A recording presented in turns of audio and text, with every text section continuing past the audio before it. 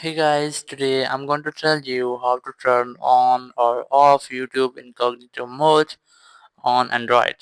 If you're using any Android phone and you want to turn on or off Incognito Mode, so let's see how can you do that. Just open your YouTube app and here just tap on your profile in the bottom right corner, tap on it and here just scroll this to right and you will get turn on incognito here. If you have the latest version of YouTube, you must have to tap on it to turn on your incognito. Now you just have to search for that you want and it will not show in your YouTube history. And after that, now if you want to disable that, you just have to turn off this icon again and you will get that says incognito mode. You must have to tap on turn off incognito and your incognito mode will be turned off. So that's how you can easily turn on or off YouTube incognito mode on any Android phone.